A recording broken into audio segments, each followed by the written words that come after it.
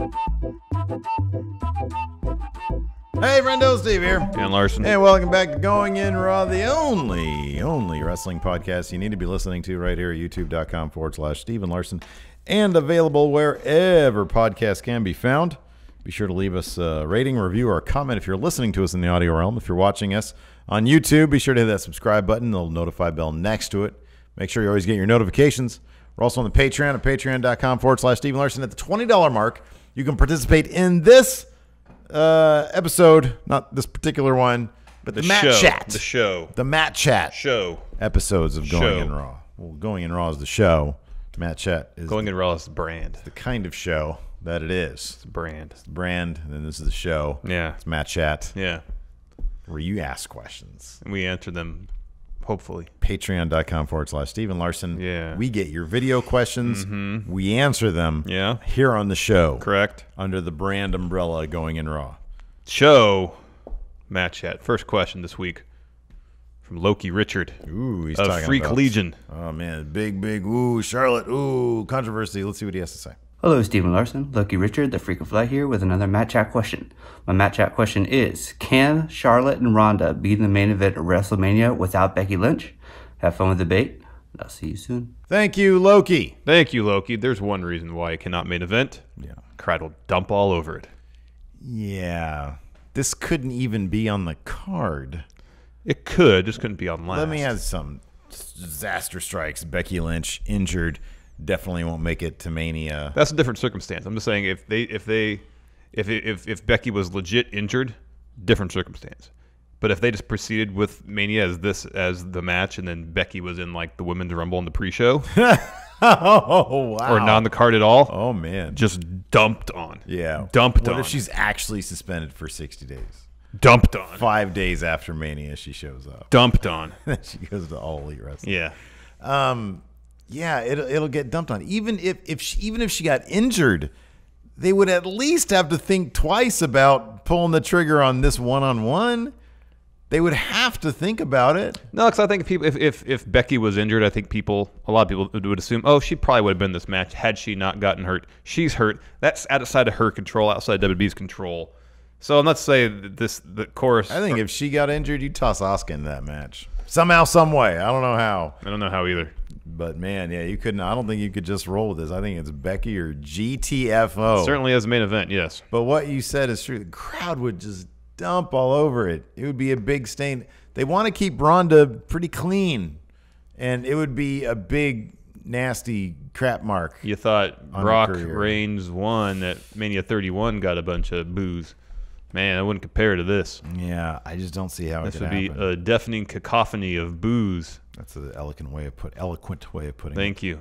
Yeah, it would not be ideal for the WWE to close Mania 35 with that happening. Nah, man. So if that had to be the match, Ronda versus Charlotte, it'd be the middle of the show. Mm-hmm. Yeah, it would have to be the middle of the show. No way it could be the main event. Nope. They'd do. They do Seth Brock main event. Yeah, Seth Brock. Yeah, that makes sense. Yeah. Mm-hmm. Moving on. Next up. Oh, every week. Joshua Martinez expert cinematography. You know the Oscars may be giving away cinematography awards during the actual broadcast, but we will. Yeah, absolutely. Do you hear that? Yeah, man. What kind of garbage is that? It's a lot of garbage. The Oscar. I've had. So what the hell are they gonna have on the Oscar broadcast? I've had like a weird, unnatural resentment towards the Oscars for a while now. I mean, the whole idea of awarding trophies for achievements in a certain artistic endeavor. I mean, it's a subjective thing anyways. It's all about politics. So I haven't seen Bohemian Rhapsody. Nor have I. From all accounts, it's a very... When my dad says something is mediocre, then I know it's mediocre. I read a review where it said it's basically a Wikipedia entry filmed. Yeah. There is a segment on Twitter where somebody had like a bit of the actual film. I'm assuming it hasn't been doctored. And it says, man, this thing actually got nominated for editing and for Best Picture, but for editing specifically. And it was a horrible little bit of like way too many cuts in this one little sequence. It just looks really, and that's probably going to win Best Picture. Terrible. Yeah. Oscars are terrible. And then the awards actually given out for like cinematography, not like that's important or anything to making movies. Right. Who needs lights? I mean, it's only called cinematography. Not like editing's important. Yeah, right. What, he's going to have one take? Yeah. You know? Man. Like Joshua Martinez, that guy should be nominated for yeah, that's what I'm saying. He should, and he's winning our Oscar and he did do for his in cinematography. And it's we're going to announce the winners here on the show as opposed to during commercial break. Well, I want to know on the Oscars, what are they replacing those awards with? Bullshit. Some stupid, silly gag with Chris Pratt, probably. Don't need it. Joshua Martinez has a question, though. He's bummed out, but he even stepped up his audio game this week. Yeah. Crisp audio. I mean, this is great. One-man production crew. Take it away, Joshua. Oh, he has an actual question. Yeah, let's hear it. Hey, Friendos. Joshua back this week with a Mad Chat question. So sadly, I wasn't able to get any tickets for Double or Nothing. I didn't get any in the pre-sale or didn't get any in the public sale. So it looks like I won't be going to Vegas. That sucks. But I have a question when it comes to All Elite Wrestling. You know, the tickets sold out within under 4 minutes during the general sale. Pre-sale, I think it was like 30 minutes. How long will this hype last? Do you think they can keep this hype going forever? I don't know if you guys saw the leaked schedule of All Elite Wrestling shows. Do you think by next September the hype will still be there? Let me know what you guys think. Thank you, Joshua. Thank you, Joshua. Well, it can't last forever. What a bummer. Hype can't last forever. What a that's bummer. A bummer. Won't be in Vegas, man. Wow, that sucks. That's a legit bummer. I would have got him to film Tim Spulak's interview. Oh, that'd been great. Yeah, we met Joshua at All In at StarCast. Man, he's top notch. Yeah, man, it was great. Yeah, it was awesome. He was a very comforting individual. Something about his aura. Aura. I meant to say presence. Yeah, aura. Aura is very calming. Yes. He's not going to be there. That sucks. Bummer. All right, for me already, the hype for All Elite Wrestling's already gone. Joshua Martinez isn't going to be at All In 2 or Double or Nothing. Now it sucks. Bloom's off the rose. I don't want to go. All right, let's just sit here and do a live reaction. Make money that way. Let's invite Joshua Martinez here. All right, there you go. One ticket available, and he's got it. All right. For going in Raw. That's his award for being best cinematographer going in Raw. How long is the hype going to last on this? Be specific. What's the show that people are going to not give a shit about? The hype's gonna die down significantly when they start doing TV. Yeah, man. And it's not because it has nothing to do with the quality of their TV production, because that we don't know. It's just gonna be more readily available. Yeah. Every week, people will be able to watch the show. Yeah. And so the hunger, the thirst to see their product won't be what it was. If the leaked schedule of events is true and we get weekly television actually broadcasting from October by whatever we're in February now. If they do Double or Nothing 2 in next February, it's probably not going to be a 4-second sellout or 4-minute sellout. 4-minute sellout, no. It's probably not going to be that. I will say this. The schedule they have laid out is smart. I mean, monthly shows still might be a bit much, but those guys have to make money somehow, so I don't blame them for doing it, because they have May, they have Double or Nothing. They apparently have a show in June somewhere, to be determined. July is the show in Jacksonville, apparently. August is in the United Kingdom at Royal Albert Hall. That'll sell out. And then September will be All In 2 in Chicago apparently again. And that, according to the schedule that was leaked, that's when they would announce TV deal, and then subsequently, just like right away, I guess, they would start doing the weekly TV show. And once everybody can get their eyes on it on a regular basis, then the hype will die down a little bit. It'll take longer for shows to sell. I don't know if they can continue running their monthly shows in huge arenas. They might have to dial things back a little bit. Yeah, you can run a month. I think they'll be able to run monthly shows for venues that are like 4,000 and sell those out. Yeah. I find it really difficult to believe they'd sell out past the 24-month mark, monthly 10,000 and up. The only way they could do that is if the show is absolutely amazing. If their weekly television show is amazing and the quality of the wrestling and the quality of the creative is so good that it gets eyeballs on it, people will start watching that, then I think it's entirely possible for them to at least 24 months down the line. If the show is really good. Every single week it's airing on TV, and every month they have a pay-per-view, and you're saying it could sell out 11,000 to 12,000? If the show is really good and people are really excited about it. I'm not going to discount the possibility of it happening. They've gotten their fill. Not going to happen. Yeah, once it's regularly available, the bloom will come off a little bit. No one will watch it. It'll be like Impact then, huh? 10,000 people. 10,000 people a week. Yeah, exactly. Next, new Matt Chatter, Nikolai. Let's see what Nikolai has to say. Okay. Hey, friend world. There's Nikolai Martinussen here. My question is, there was a lot of talk about Daniel Bryan and the Miz a couple of months ago for the World Championship. Do you guys still see this something that will happen? Or do something else happen with Daniel Bryan, the World Championship, and the Miz and the Tag Team Championship now? Because there's still a couple of pay-per-views left before WrestleMania. But what do you guys think? Okay, take care and to sweet. Thank you, Nikolai, and welcome. Thank you, Nikolai, and welcome Matt Chat. to Matt Chat. I love seeing new Matt Chatters. Yes.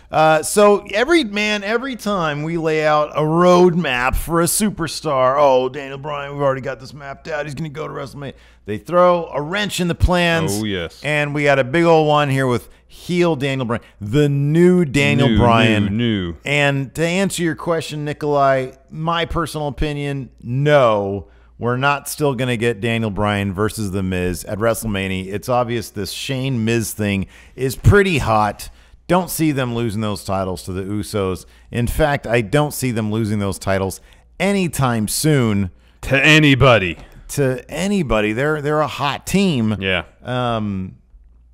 Let's see, yeah, man, could you imagine if they went to Survivor Series next year? We got tag team versus tag team. So no, I don't really see it happening. But that being said, I think there will come a point where there will be a major reigniting of a feud, an Ignition remix. I was about to say, yeah, perhaps a remix to Ignition. Yes. Exactly. We could see that. I think we will see that down the line. Just Mania's too close. Yeah, it is. Mania 36, maybe even SummerSlam. Maybe SummerSlam. Maybe. But depends on how this Miz Shane storyline plays out. If they're champions for a while, we could see, and they do have some sort of parting of ways, that could potentially happen. Their match, Miz versus Shane at SummerSlam, leading to Miz, Daniel Bryan. But I don't think Daniel Bryan. I mean, he's not going to hold the belt all the way another year. Mm-hmm. You know, if he's champion Mania 36. They let AJ have it for a very long time. It's possible. It's possible. I think. What do you think? Let me ask you this.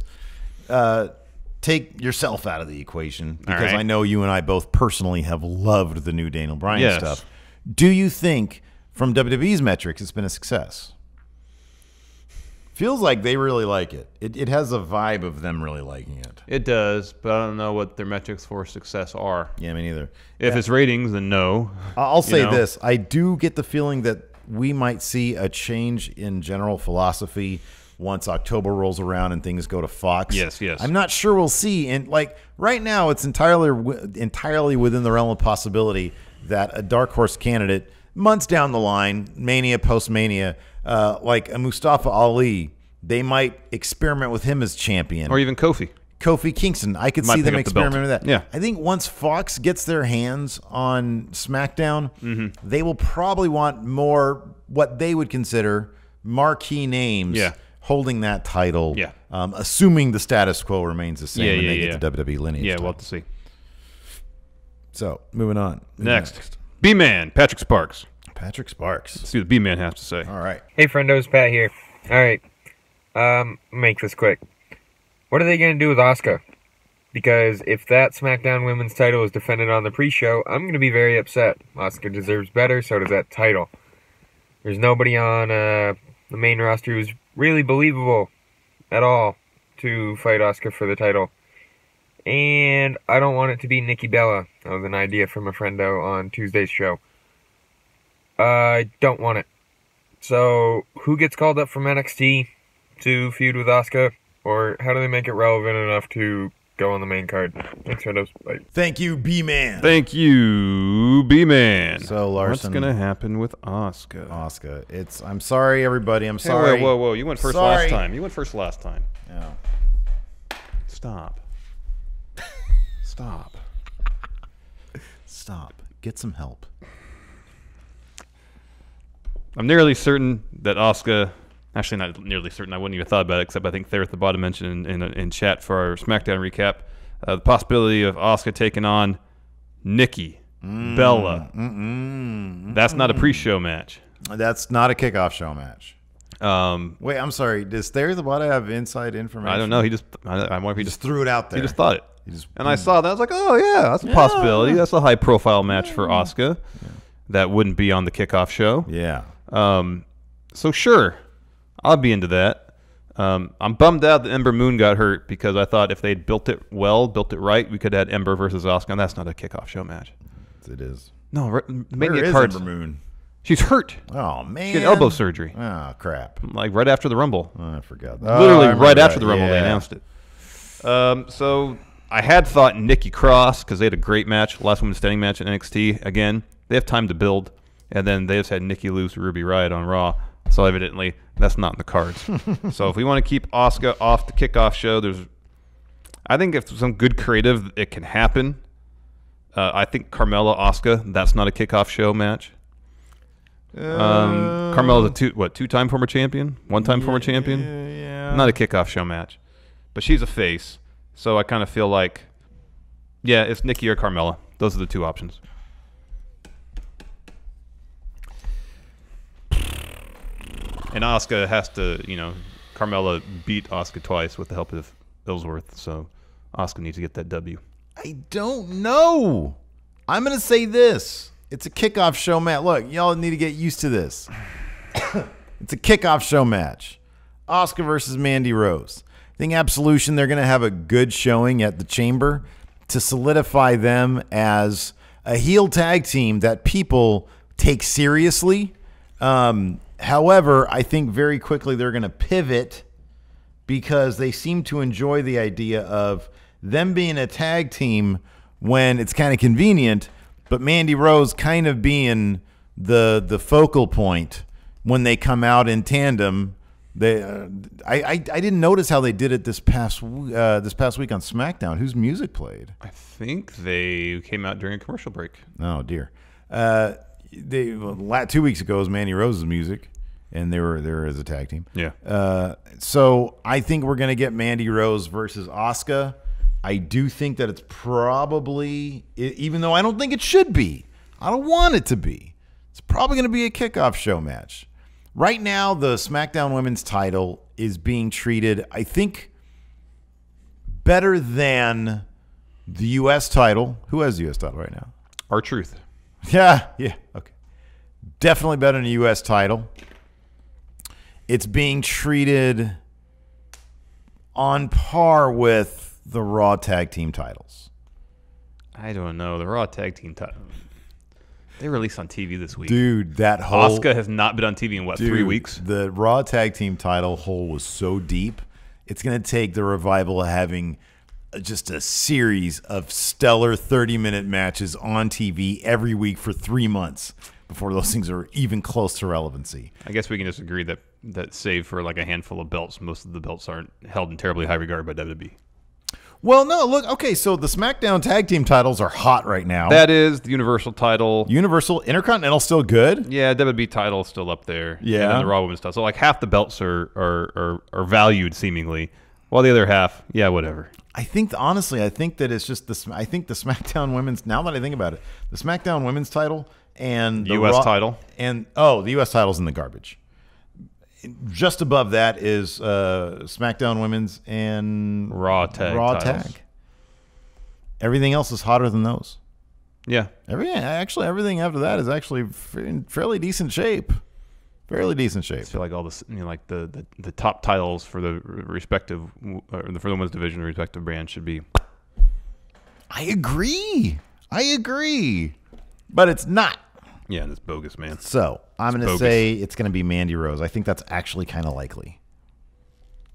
Next, Zach S, Hall of Famer. Let's see what he has to say.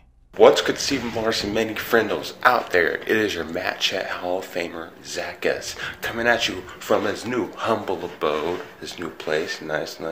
But besides that, I got you too, Stephen Larson, a new Matt Chat question. The question this week is, Stephen Larson, would you say this new iteration, this new era of Bullet Club with Jay White and Tama Tonga most likely at the lead. Do you say they're being disrespected, discredited? Thanks, boys. Thank you, Zach S. Thank you, Zach S. I think that there is the appropriate level of success. Let's face it, man. The Cutthroat era is a bit on the confusing side. Tama Tonga, as much as I love Tama, I think he's great. He was doing the good guy Tama Tonga thing, which was borderline a comedy act. Now he's no longer a good guy. He's bad guy. There is no central driving force of Bullet Club besides the fact that the head of Bullet Club, Jay White, is now the IWGP Heavyweight Champion. When outside of the ring, he doesn't do a lot for me. You know, I like my Bullet Club to feel like these guys are all like friends. Like they're all like, oh, hey, man, how's it going? I've never gotten the idea from Jay White that he gives a damn about Bullet Club. I've never got that. I've never got that he's like, oh, Tama Tonga, you're my dude. He's like underwhelming on the mic. When he's sitting there at press conferences, I barely notice that he exists. It's not till he gets in the ring. And granted, I think his character work in the ring and his ring work is amazing. But beyond that, when you get out of there, you look at past Bullet Club personalities like Prince Devitt. Oh, scary little dude. Kenny the Cleaner Omega. Oh man, next level charisma. AJ Styles. Well, he was cool. Carl Anderson. God, shut up with that. God, you're so annoying sometimes. And and then they're talking about doing a cookout, like a block party. Sounds like fun. It sounds like fun. But I want a cutesy little Bullet Club hat with the skull with the chef's hat on it. But it's not menacing, Larson. Where's the menace? Show me menace, and I'll give you the respect that you earn. But until then, you're just a dude with some guys. Here's the thing.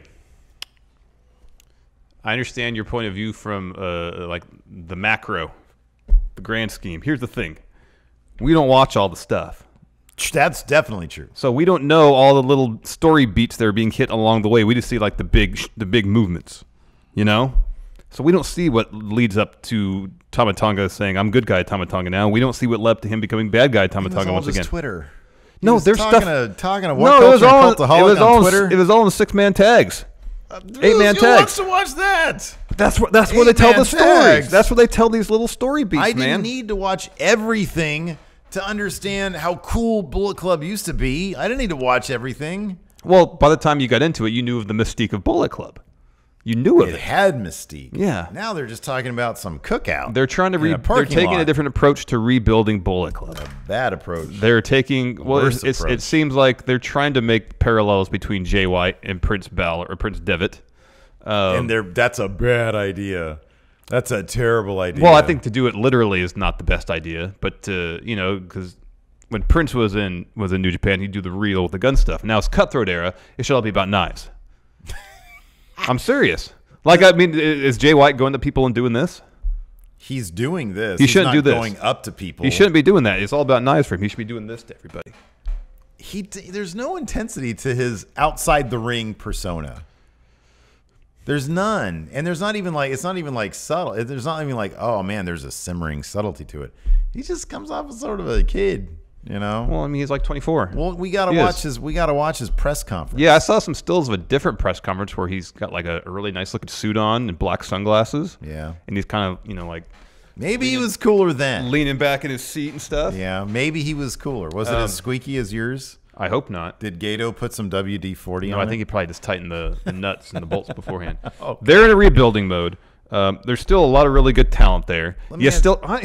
I didn't talk over your argument, so shut your trap. Please explain to me rebuilding for them, because they lost Kenny Omega, the Young Bucks, Cody Rhodes, Marty Scurll, and Hangman Page, like their top 5 guys. Yeah, who else are they going to bring in, man? They brought in Jay White. They got Bone Soldier, Taiji Ishimori. I like him. Yeah, both him and Jay White are great. They still have bad guy Tama Tonga, Bad Luck Fale. Hey, and if WWE doesn't start using the club better, they might have Carl Anderson.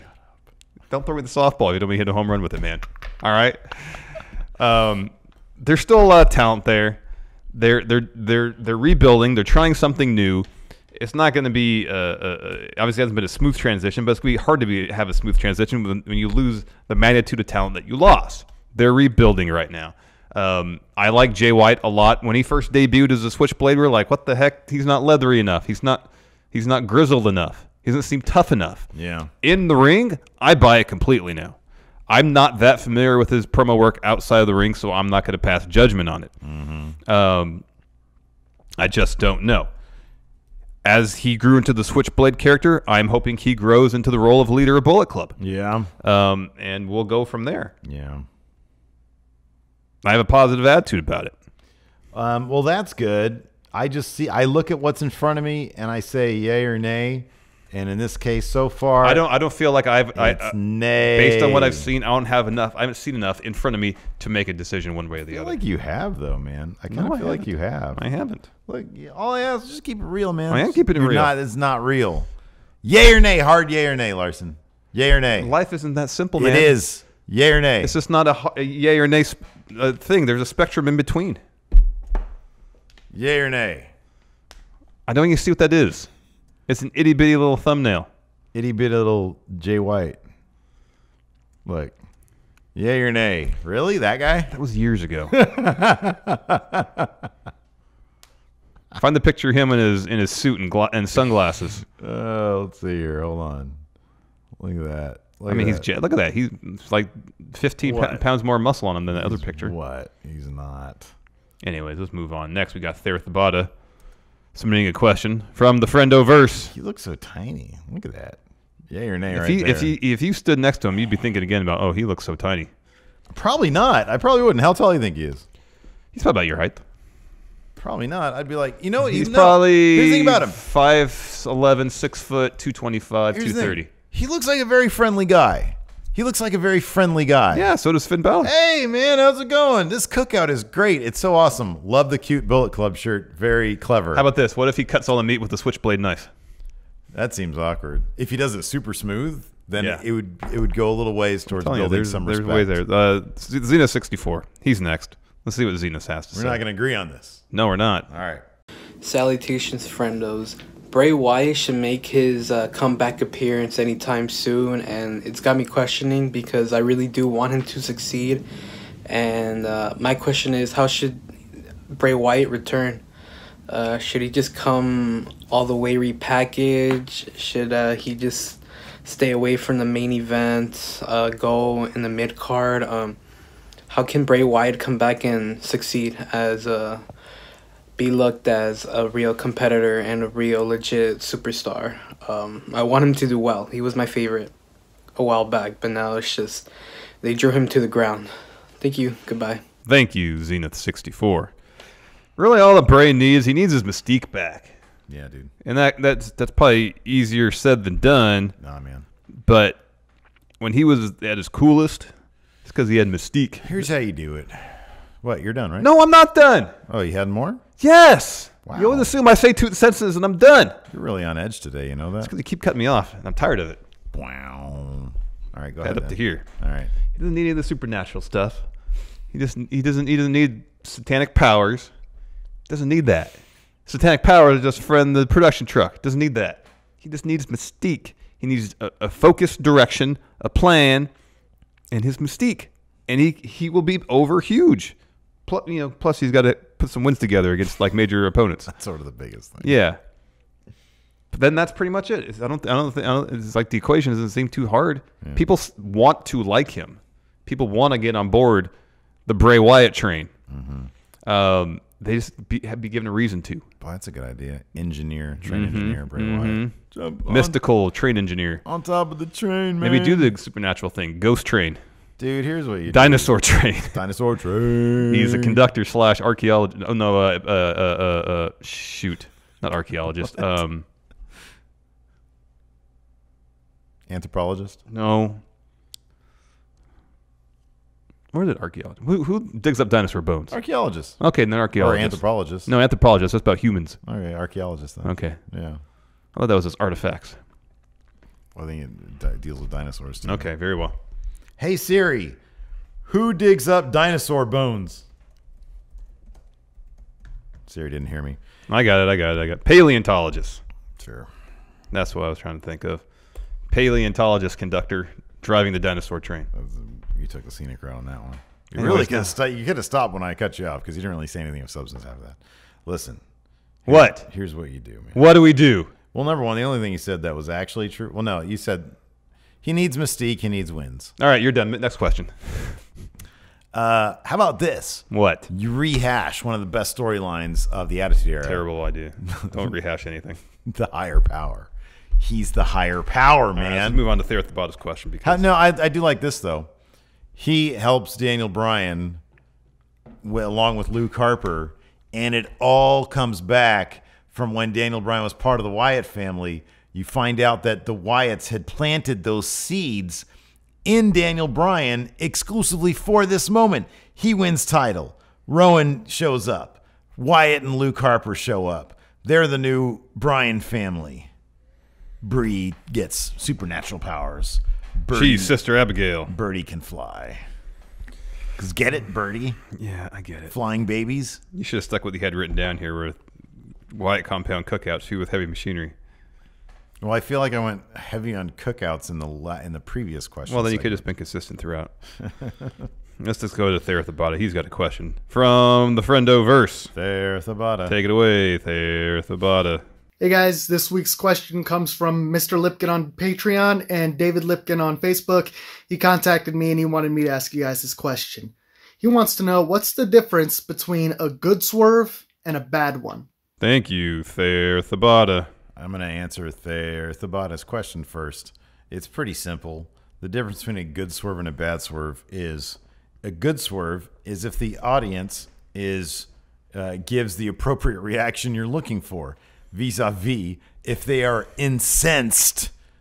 Look at Hulk Hogan's big turn in '96, Bash of the Beach. Crowd threw garbage at Hogan. The WCW crowd just kind of did that regardless, though. Yeah, they're like, this product's garbage. But it's like, okay, wow, sort of made sense.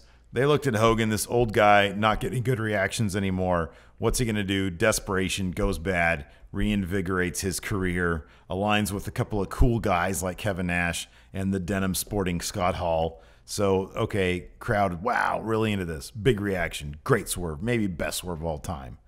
Then you looked at a swerve that was a bit on the confusing side. Austin turns heel to win his match against The Rock, shakes Vince McMahon's hand. Yeah, it was a great match, but a crap ending because people are like, wait a second, what? This doesn't make any sense. People, it just sort of, and sure enough, it ended up tanking the WWE's ratings. WWE never reached those heights again in terms of TV ratings. So basically, you're looking at, did your swerve, was it effective? You can look at the audience reaction. Are they into it? Did they give you the appropriate response? Or are they just simply confused and kind of annoyed? Yeah, pretty much. It has to make sense. Mm-hmm. Like people, as you said, people can't be sitting there and watching the swerve go down and thinking, why is this happening? Mm-hmm. They have to be, why is this happening? Oh my God, I can't believe it. But also, it can't be too predictable. I'll go back to, what was it, like a War Games match where Kurt Hennig swerved the Horseman? Yeah. Well, yeah. Yeah, that dude swerves everywhere. That was the most obvious swerve you could see coming, and it wasn't satisfying because, oh yeah, this is totally going to happen. Yeah. Any time, it was the thing is like any time somebody would like take off their shirt and they had an NWO shirt underneath, like at a certain point it just became predictable. Mm-hmm. It's like, oh, these two guys are going to fight. Oh, I bet that guy's going to join NWO. Yeah, it wasn't really a swerve. It was predictable. And sure enough, it happened. At that point, like the swerves were just like lame because like, oh yeah, that makes sense. I was going to do that. Mm-hmm. Nobody cared anymore. Mm-mm. You need people to care. Yes. I care about A.O. Worm, and he's got a question now about a new talent on the scene. Well, new to many people anyways. Let's take a look. What's good, friendos? Your boy A.O. Worm here on the Matt Chat question. All right, Steve Larson. I'm going to throw some matches out there with a certain superstar in AEW by the name of Sonny Kiss. And I want to know which match would you pay money to go see. Would you like to see him versus Naomi, Bianca Belair, or Velveteen Dream? Let me know what you guys think about those scenarios and which match would you like to see most. All right, guys, take it easy. Too sweet, hearty handshake. Thank you, Ale Worm. Oh, I got to go first. Yeah. I'll go Bianca Belair. Okay. She's great. Yeah, she's great. Admittedly, I wasn't that familiar with Sonny Kiss's work. I'd seen a little bit, and when he was in Lucha Underground, that's when I kind of took a break from it. But we watched some of his stuff before we started today. He's great. Yeah. He is great. Really looking forward to see what he does in All Elite. I think a feud between... Your answer's right, too. There's no wrong answer amongst the three options that AO Worm gave us. There is my answer. No, I said there's no wrong answer. Right. It's the other two that aren't mine. Anyways, I think Sonny Kiss versus Bianca Belair would be fantastic. Great promos, great matches. That's what I'm going with. I'm all about character work and good in-ring work. Velveteen Dream. Nobody does character or in-ring, the combination of the two, better than him to get the reaction out of Velveteen Dream that a Sonny Kiss could bring. It's all about how Dream reacts to his opponents, which is very, very amusing. And so I think this could be like next level. This could be a lot of fun. I'd love to see Sonny Kiss versus Velveteen Dream. That's my answer. All right. And is the only right answer. Next, we've got the returning part-timer, Christian! Here he is. He's back. What's up, friendos? It is the Hall of Famer Christian here, the Brock Lesnar of Match Chat Questions, because I am a part-timer, apparently. My question for you guys this week is, what is the greatest Royal Rumble moment of all time? My personal favorite is 2010 World Heavyweight Chamber, where Shawn Michaels, provokes The Undertaker, costs him the world title, and gets his match at Mania 26. That's my favorite. What are you guys's? Too sweet, hearty handshake. Thanks, guys. Thank you, Christian. Christian! So, favorite Elimination Chamber moment of all time. Really don't have one, to be honest with you. I will say this, though. I do distinctly remember when Eric Bischoff, actually one of my favorite moments when Kalisto started scaling it. Oh, that was great. That was awesome. When Eric Bischoff was the one who came up with the idea. Is that true? Is that just kayfabe? Everything I've heard indicates that it's true. All right. He actually did come up with it, which is weird because I thought he was just like a talent at the time. So Eric Bischoff evidently came up with Elimination Chamber, and I was just confused. I was like, wait a second. It's like a big, like there's pods. It's a gimmick match as convoluted as most WCW gimmick matches. It was so convoluted. But for some reason, it's ended up sticking around. For the most part, yeah. Yeah. I mean, didn't it take a lot of time off and then it came back? It did. Yeah, it did. So, and it's ended up working out. It's a fun gimmick match. I don't think there hasn't been like, ooh, the iconic moment in Elimination Chamber. I like your answer, though, just because it was very validating for a wrestler. Yeah. When Bray Wyatt won the title a couple years back at Elimination Chamber, I thought to myself, oh, maybe they're actually doing this right. Yeah. There's some storyline possibilities here for some interesting stuff. He apparently has Randall Orton, part of the Wyatt family. Mm-hmm. I mean, we both recognized pretty early on that there was a chance this whole thing could go south. Yeah. With boring face Randy Orton at the end of it is exactly what happened. Exactly what happened. Which is unfortunate. But the fact that Bray got to have that moment was pretty cool. Mm-hmm. I mean, it's a bummer it didn't really lead to anything of consequence. But yeah, for a second they booked his sister Abigail really strong. Yeah. So that's my favorite chamber moment. Bray winning the title. That was cool. Yeah, that's a good one. I like Kalisto climbing. That was great, too.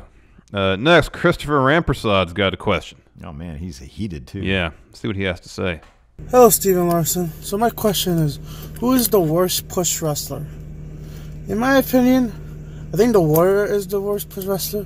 But then I remember who is the worst push wrestler. And it was Alberto Del Rio. It was so bad to the point that it made me quit watching wrestling. It made me go learn about the real world. It has an upside and downside. But I hated Alberto Del Rio, and he ruined professional wrestling for me. And I don't care. He was the worst push wrestler ever, and I never got Vince's weird fetish for him. Who is the worst push wrestler, in your opinion? Thank you, Christopher. Thank you, Christopher. He's some real heat between him and Alberto Del Rio. I will say this about Alberto Del Rio. He did have a bit of in-ring skill, at least. Yeah, he was okay. He was an all right wrestler. He was an okay wrestler. Yeah. I can think of a lot of wrestlers that were pushed to the moon that were largely devoid of anything resembling in-ring skill. We've both also mentioned like our theory on Alberto. When you see him in person, it's different. It's a different experience than when you see him through the lens of the TV. Mm-hmm. So that's kind of. I think I wonder if it's even a different experience seeing him how we did at a small show versus the huge production of WWE. Could be. Anyways, Sid, terrible wrestler. Wow. Garbage wrestler. Ouch. Awful wrestler. Whoa. Just good enough a promo guy to make him interesting. Yeah. Also, he nearly killed Arn Anderson. Yeah. How he stabbed him a lot. How he didn't end up in jail because of that is beyond me. That is weird. Also, he wasn't reliable because he would go off to play softball apparently in the middle of his contracts. Yet he still receives push after push after push. He got Hogan like immediately. Yeah. That's crazy. Yeah. They were going to pass the torch from Hogan to Sid. Yeah. Sid was going to be the guy. Yeah. But he wanted to be a heel. Let me ask you something. Who would have made a worse the guy? Lex Luger or Sid? Well, I mean, Sid would disappear. Both horsemen. Sid would just up and disappear in the middle of his contract because he want to play softball or something. So you're advocating Lex Luger the guy. Yeah. Yeah. Yeah. Luger at least seemed dedicated. You know? Man, is there a case for Luger as worst push wrestler? Boy, they really killed his push. Anyways, the answer's Ryback. I still, when the idea that he went to Vince McMahon and said, John Cena's gone, I could be John Cena, is great. Like, have ambition. That's good. Be ambitious. That's great. But he was such a throwback to like the warrior type wrestler where he wasn't really that good of a wrestler. He wasn't a very good promo guy. But he was huge because he would destroy people. And in the ring, he'd say stupid and feed me more, and people got into it. Do you remember what people would chant from the get-go? Yeah, they'd say Goldberg. Yeah. Yeah. All they did was they just saw him as another one of that, and we saw the shelf life on Goldberg. Well, that's actually his shelf life wasn't that bad. No. And if the streak can't end the way it did, something interesting could have happened there. Yeah, I like Goldberg. Yeah, Goldberg's great. But yeah, no, it's Ryback. It's probably because it was weird because we were in the era of like CM Punk and like Daniel Bryan was getting kind of hot and stuff. And so you have like these, and it's just like pre-NXT. So a bunch of really cool wrestlers were on the Shield was like, they were doing stuff. And so you had all these really cool, this sort of next generation era of wrestlers were really starting to make their push. And then you have a guy who's like the most 80s throwback muscle guy. And it's just, you didn't see, there was nothing like ironically good about it. It wasn't like, oh man, yeah, no, totally. He's like, okay, so for example, superficially, take a look at like Brian Cage, right? And you're like, oh my gosh, that dude looks like an 80s big muscle dude. But he can do so many cool things. He can go. Man, that dude is a spectacular. He's a good wrestler. But with Ryback, you never really got that. Like he had the thing where he'd put somebody up and shell shock. To shell shock, start walking around. Do some squats maybe. Which is like an impressive feat, of strength. Sometimes you do it with two wrestlers. Which was an impressive feat of strength, granted. But you need a little bit more than that. You need a lot more than that. You need to feed him more. Yeah. Next, the enforcer, Stevie Bradley, has a yeah. question about what's going on here behind the scenes on Going in Raw. Take it away, enforcer. Hey, what's up, Steven Larson and all the friendos? It's the enforcer, and I got a quick question for you, or as quick as I can. Now, I will admit to you, every week I don't watch all the wrestling. Shocking, I know. But you guys have to do it for your livelihood. That's how you get your clicks. That's how you get your super chats. How you get your Patreon. And honestly, a lot of times it's how I get my info. But you don't have that luxury. Tell me the process of how you go week to week, watching all of these shows, providing content. How do you digest a week's worth of wrestling content that you have to cover? Let me know. Too sweet and a hearty handshake. Thank you, Enforcer. I must say that the Enforcer is a nominee as well for Best Cinematography in a Matt Chat question. Oh, man. His lighting. It's always great. His eye for lighting is great. Imagine what would happen if Stevie Bradley and Joshua Martinez joined forces. Oh, collaborated? Oh, man. Wow. Masterpiece. Be like Deakins. Yeah, Roger Deakins. Yeah. Bob Richardson. There you go. Perfect. Who did Kubrick stuff? I don't think he had a guy. Really? I don't think so. Interesting. So like Scorsese, at least in his early part of his career, didn't really have a guy. He worked with several different people regularly, but like Spielberg has his cinematographer. Yeah. So the process of going in Raw, I guess. So you and I each have different processes in terms of how we ingest our wrestling. Yes. Yeah. So I'll just start. All right. Monday, when I leave here. So Monday's like our utility day in the office. We do our podcast at 9, do overrun. And then if there's anything like loose ends we need to do, if we need to write anything, if we need to do whatever, so we don't really film anything unless we need to. That's the rest of Monday.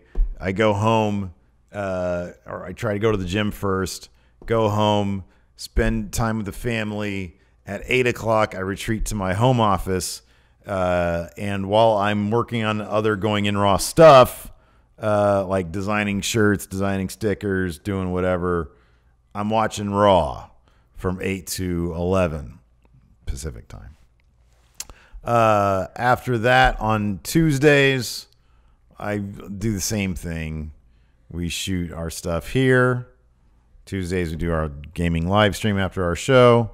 I go home, spend family time, and at 8 o'clock, I retreat to my office, and I pop on SmackDown. Watch that till 10, then I usually go to bed. On Wednesdays, I generally, so on Tuesdays, I try to watch, now it's back on Tuesdays, I watch 205 Live on Tuesdays.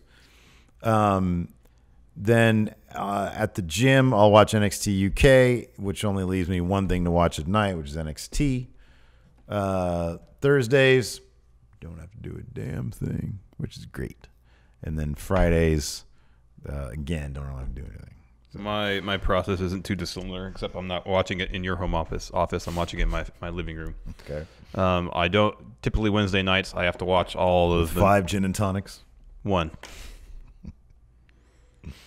Wednesdays, like today, I'll watch all 3 hours of the network product back to back to back. Yeah. While generally putting together fun wrestling, which I have to do tonight. Yeah, I got to put together Steve.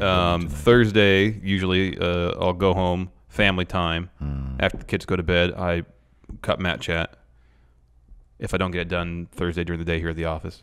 And then Friday, typically I'll go home, family time, and I put together We Book Raw real quick. That's typically how it goes. Yeah.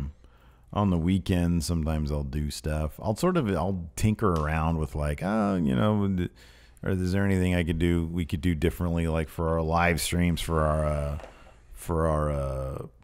what are they called? The gaming streams. Like I'll tinker around with stuff, or I'll, rebook wrestlers and upload them for We Book Raw or whatever. So, it's a constant process. Man, I didn't have my afternoon coffee. Oh dear. Oh dear. Let's lightning around the rest of these.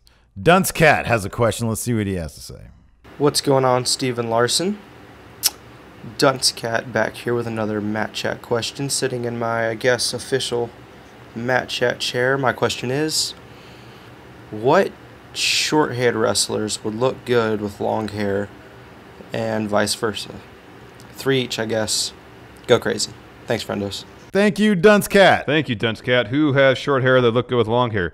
I like Dean better with his slightly longer hair that went in his face. I agree with that. He looks too clean cut these days. Randall Orton, I liked it when it was just a little bit longer. No, it was weird. No, it was great. It was weird. And Rusev looks good with both short and long hair. Oh, he looks way cooler with short hair. He looks so dapper with short hair. He does look dapper with short long hair. He just looks dirty. I can go either way on that on Rusev. As far as who has long hair that could go back to having short hair, I like Daniel Bryan when he had no hair. Really? I thought he looked cool. Interesting. He looks cool with long hair. I think he's just, the way he carries himself, presents himself, he's just cool regardless. Yeah, sure. Dolph, he needs something different. Cut the hair. Yeah, he needs a different. He needs a different look that I don't watch. And then, so I couldn't think of anybody else. Bo Dallas, he should cut his hair. Oh yeah, maybe. Baron Corbin should never have cut his hair. No, man, he looks way better now. He's got a weird giant square head. No, he doesn't. Yeah, his head looks good. No, man, he looks terrible. He looks awful. He looks great. I can't stand it. Grow that hair back, dude. No way. No, he looks great with no hair. Nah, man. Great. Terrible. Speaking of hair, Kenny Omega's hair is next. Let's see what he has to say. What's up, Steven Larson? I snuck off to the break room at work to film my first Matt Chat question. Okay, for mine, I kind of want you guys to think what would have been the best way for WWE to introduce Diamond Dallas Page. We all know that when they introduced him in the Undertaker angle, it was terrible. He basically got squashed and was just made to look creepy. So how would you guys introduce him regarding all the storylines going on in that time? Thanks. Thank you, Kenny Omega's hair. So, I'm going to say this. All right. Diamond Cutters out of nowhere. So, he showed up around the same time as the WCW invasion. I don't know the exact timeline. No, he accepted the buyout. He did, right? Yeah, okay. But they put him in a thing with Undertaker, which you would think would be, whoa, wow, that's high great. profile. Apparently, Undertaker wanted nothing to do with that. Undertaker had no desire to work with DDP. This was, then don't put him with him. Yeah, I know. Then simply don't put him with him. Undertaker should have gone, Vince, I'm not feeling this. I don't think it's a good idea. Okay, Mark, that's fine. Then you put him somewhere else.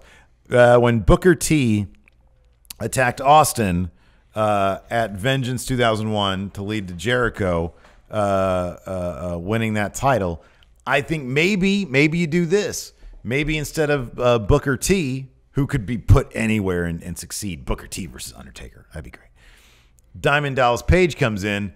Diamond cuts Stone Cold. They're old friends. So you know they'd have a killer program with each other. Mm-hmm. That could have been great. I think that's how you debut DDP. Make him the leader of the alliance. Yeah. Him and Booker T leading the alliance. Yeah, that'd have been great. I mean, if anybody is Mr. WCW of the people who came over right when WWE bought WCW, it's DDP. Yeah. Make him the leader of the alliance. He's got the charisma. He's got the promo skills to do that. Yeah. And then you get away from all this convoluted, there's WWE guys on the alliance, Yeah. Just have it be WCW, ECW versus WWE. Yeah. Yeah, it was so weird. And then they had them doing that like super smiley stuff. Remember that? Yeah. Yeah, when he was like the motivational speaker. It's kind of funny, but next up, Richard Morris has a question. Let's see what he has to say. Hey, Steven Larson, Richard Morris here with another Matt Chat question.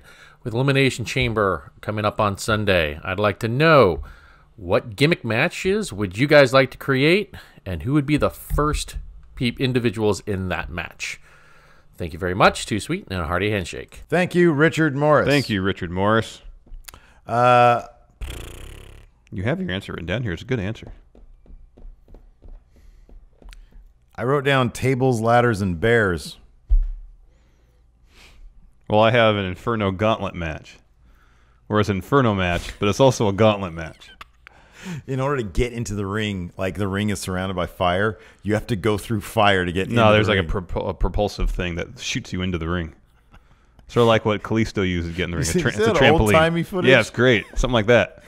How does the guy land so smoothly into the suplex? I mean, those are the professionals, man. I guess so. That just looked like a recipe for disaster. Somebody should recreate that. Not enough Inferno matches. More Inferno matches. Not enough trampolines jumping into all rings. All that. But make it a gauntlet match. I like that. Tables, ladders, bears. Next, Perry Smythe has a question. Let's see what he has to say. Hey, friend, Stephen Larson. Perry here, the Australian Matt Chatter. Got a bit of a weird question for you this week with a little bit of backstory. So WWE 2K19 was my first WWE 2K game. My first WWE game, actually. And one thing that really drew me into that was the story mode. I love fighting zombie Triple H. I love getting carted off to the Wyatt compound. I love winning my own custom championship. So my question this week is, what three things that you would have happen in the WWE 2K20 story? Super weird, super cool things. What would you put in there? Thanks, Stephen Larson. See you, friendos. Thank you, Perry Smythe. So if I'm not mistaken, AJ Kirsch, friend of the show, he was the voice of Buzz, yeah. Yeah, I know that. But he recently posted a picture where he was back at the 2K offices recording stuff, and he did a silly thing with like a mug and the logo, and it said 2K20. Well, no, he had a bottle of Dos Equis. Dos Equis, yeah, that's right, yeah. So, yeah, that's right. 2K and then X, yeah. Yeah, 20. So he's doing 2K20. Anyways, my idea is this. It's a time traveling.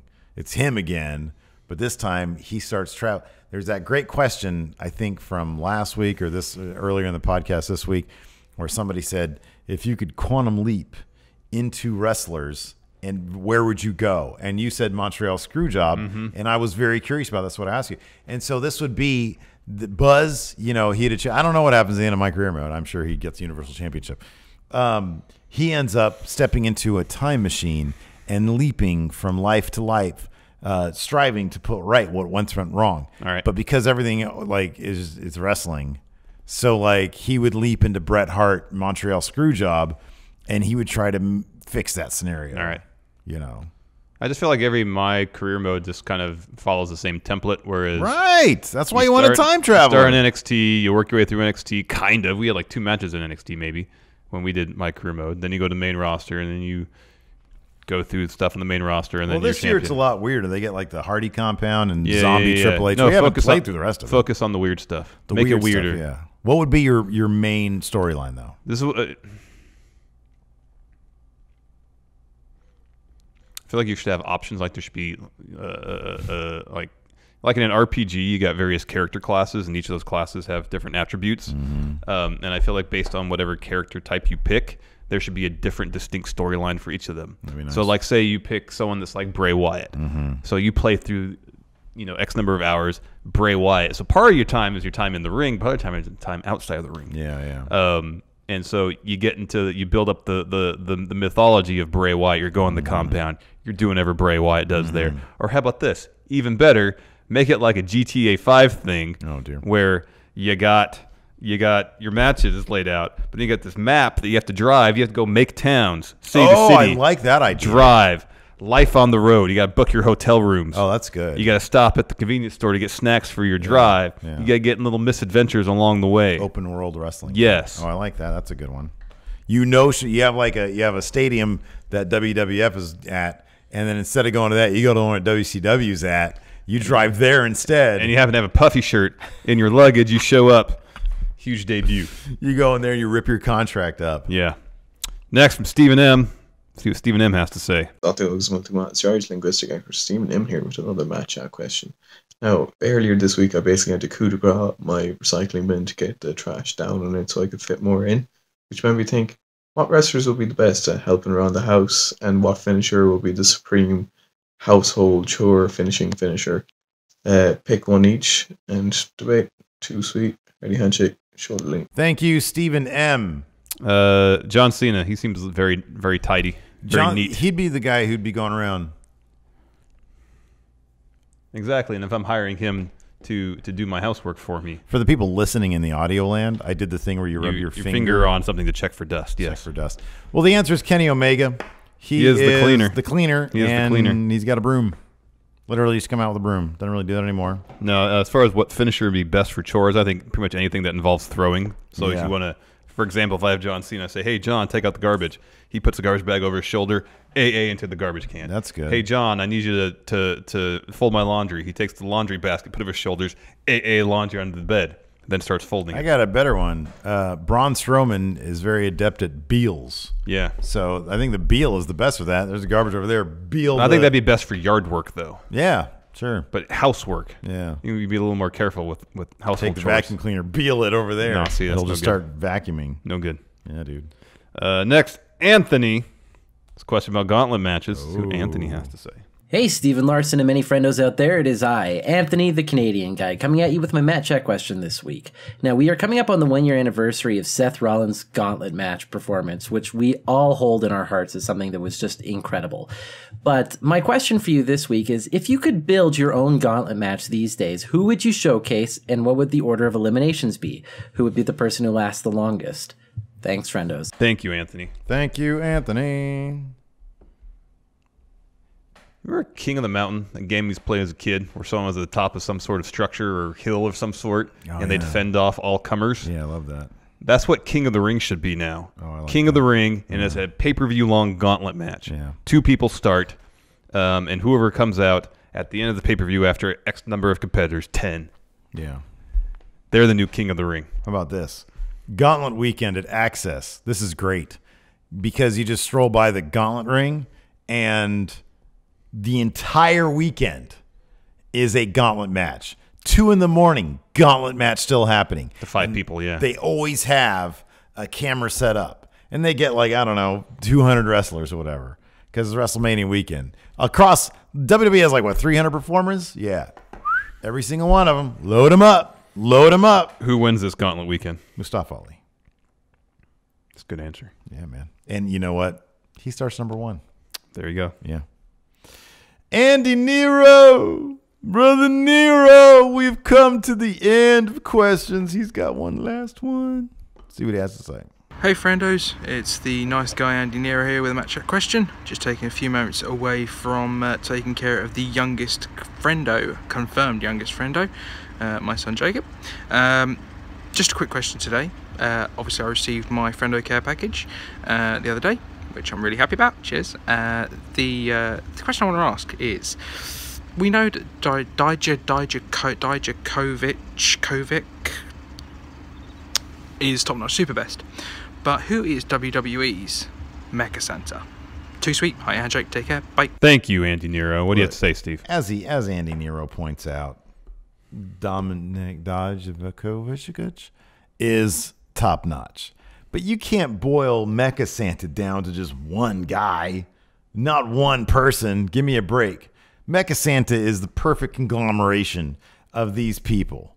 Bruno Sammartino, Vince McMahon, just the genius mind of wrestling.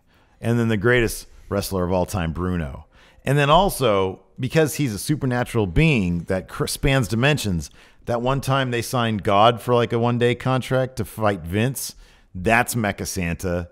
And then also Hulk Hogan, because he's like the best politicker who always has the title.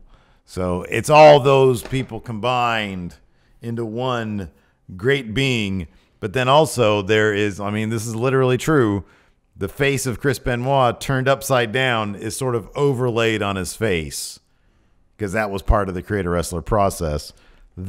All that is the one being Mecha Santa. There you go. Lars Sullivan, maybe. What? Lars. What? Lars Sullivan? Yeah, why not? Mecha Santa doesn't deal with anxiety issues. He's not scared of anything. He's not anxious. Kayfabe, Lars Sullivan. He just doesn't like potlucks. Oh, his loss. Could try some new food sometimes. All this food looks coughed on. Well, he's a supernatural being. He shouldn't concern himself with germs and such. Kathy, did you just fart near the pasta? Again, supernatural beings. My olfactory senses are not offended by the likes of humans are gross, vile creatures. But he does like, he likes the idea of a potluck. When he gets there, he's like, this is underwhelming. Somebody took all the enchiladas. Why would somebody bring a pan of only... It was probably Steve. why would somebody bring only a pan of 5 enchiladas? And then Steve's over there with the entire pan. Little does he know that Steve brought that pan of enchiladas for himself. That's the best swerve there is. Anyways, thanks so much for watching Matt Chat. We appreciate it. If you want your question on Matt Chat, it's real easy. $20 to Patreon. Patreon.com/Stephen Larson. Until next time, talk to you guys. Bye.